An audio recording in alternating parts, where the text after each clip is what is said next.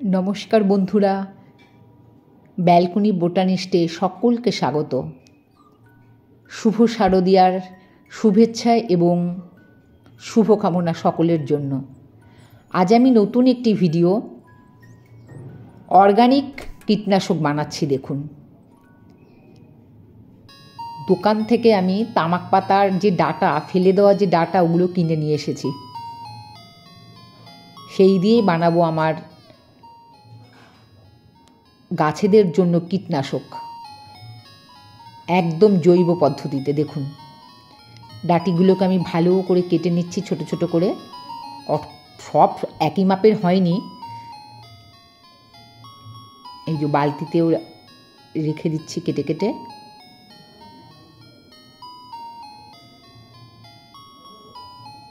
ভীষণ ভালো এই কীটনাশক, দিয়ে দেখবেন একবার। বাজার চলতে ওষুধের থেকে এটা অনেক অনেক অনেক গুণ ভালো, একদম অর্গানিক কীটনাশক।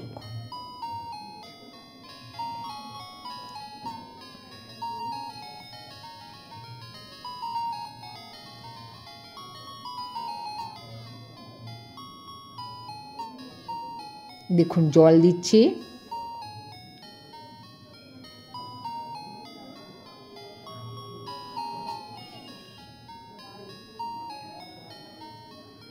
এটাকে বেশ কয়েকদিন, মানে 5 থেকে 7 দিন আমি ভিজিয়েছি। এই যে দেখুন, ঢেকে রেখেছিলাম এই সব বাদবাকিগুলো দিয়ে, নাড়া দিয়ে।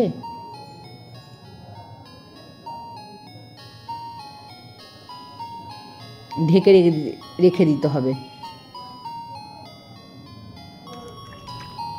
ওই ঢেকে রাখি, একদিন পর পর আবার একটু উঠাই, আবার নাড়া দিই, ঢাকাটা খুলে একটু নাড়া দিই। 5 থেকে 7 দিন রাখলেই যথেষ্ট। অনেক আরও বেশি দিন রাখলে আরও ভালো হয়, আমি রাখিনি। এমনি তো এই তামাক পাতার ডাটা খুবই কড়া। এই দেখুন,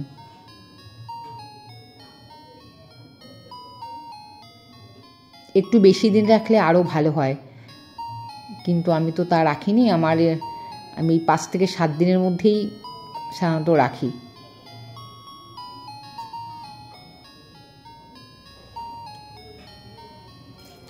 যেটা বেশি দিনের জন্য রাখবেন সেটা তো ডিরেক্ট ব্যবহার করতে পারবেন না, তার সাথে কিন্তু জল মেশাতে হবে।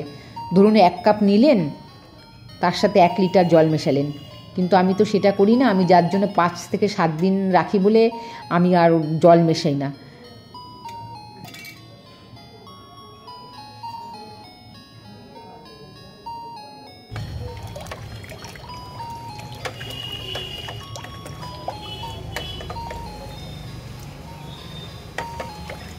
ডাটার পরিমাণটা কম দিয়েছি, বেশি দিলে আরও বেশি করা হবে।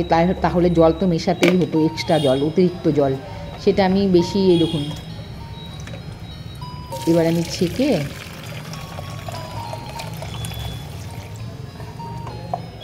গাছকে দেব, গাছের গায়ে স্প্রে করব। 15 দিন পর পর দেবেন, একটা পোকা মাকড় কিচ্ছু থাকবে না।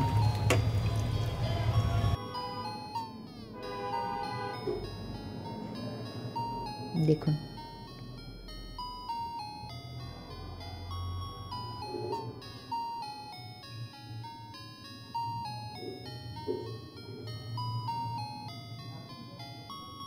দিয়ে দেখবেন বেগুন গাছে তো মানে দিলে একবারে একটা পোকা থাকে না, কোনো গাছেই থাকে না। লেবু গাছ, বেগুন গাছ, সমস্ত গাছে আপনি স্প্রে করতে পারবেন। 15 দিন পর পর স্প্রে করবেন, সকালবেলা অথবা বিকেলের দিকে, মানে রোদ থাকতে না। এর থেকে ভালো কীটনাশক আর হয় না, আমি এটাই ব্যবহার করি।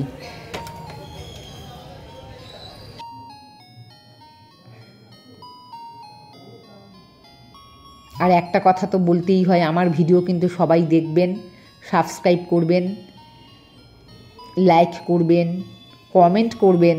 একটু কমেন্ট করলে তো ভালো লাগে, একটু কমেন্ট করবেন।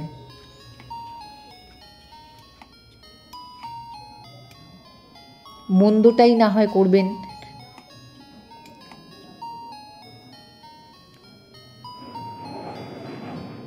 দেখুন স্প্রে করছি, খুব ভালো, খুবই ভালো, এত উপকার মুখে বললাম বলে না, আপনারা নিজেরা ব্যবহার করে দেখবেন। আমি যেহেতু অল্প দিনের জন্য রেখেছি তাই আমার জল টল মেশাইনি। দেখুন স্প্রে করছি। আর পোকামাকড় তো পাতার তলায় থাকে, পাতার উপরের দিকে দেখবেন কম থাকে, পাতার তলায় গাছের এই ফাঁকগুলোতে, দেখুন ডালের ফাঁকগুলোতে থাকে। এইভাবে উল্টে ওপরে যদি শুধু কীটনাশক দেওয়া হয় না, তাহলে নিচে কীটনাশকগুলো চলে গিয়ে লুকিয়ে থাকে, আবার দুদিন পরে আবার বেড়ে যায়।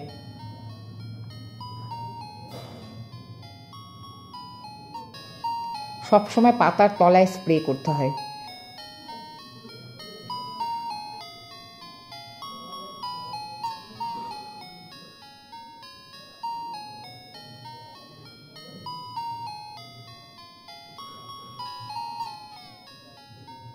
ওই যে কাঁচরাপাড়া মন্ডারি, ওখানে আমি গিয়েছিলাম, ওখান থেকে স্যারও আমাকে তাই বলে দিয়েছিলেন যে এইভাবে ইউজ করবেন।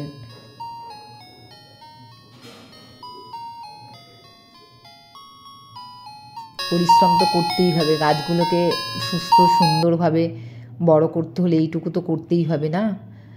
আর আমি দেখেছি বাইরের যে দোকানের যে কীটনাশক, ওগুলো একদম ভালো না, অত্যন্ত কড়া, পোকামাকড়ের সহ্য হয়ে গেছে, ওগুলো আর চলেও যায় না, মারাও যায় না। এর থেকে আমার এই হাতেই তৈরি তামাক পাতা, যদি পারেন তো তামাক পাতা দিলে খুব কম পরিমাণে দেবে। আমি পাতা দিই না, আমি ডাঁটাটাই নিয়ে আসি, ডাঁটাটা ভিজিয়েই করি।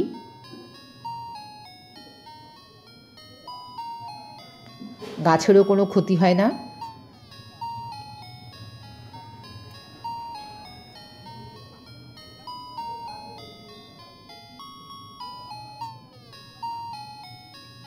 সবাই দেখবেন আমার ভিডিও,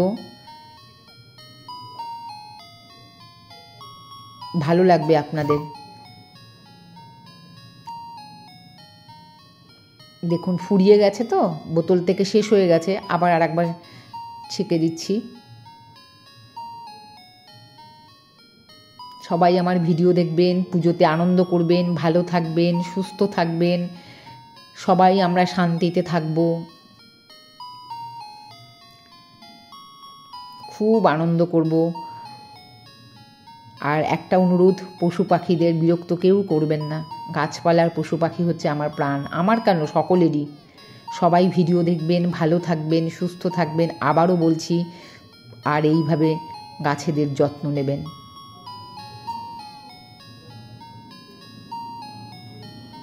ভিডিওটি দেখবার জন্য সবাইকে আন্তরিকভাবে অনেক অনেক ধন্যবাদ।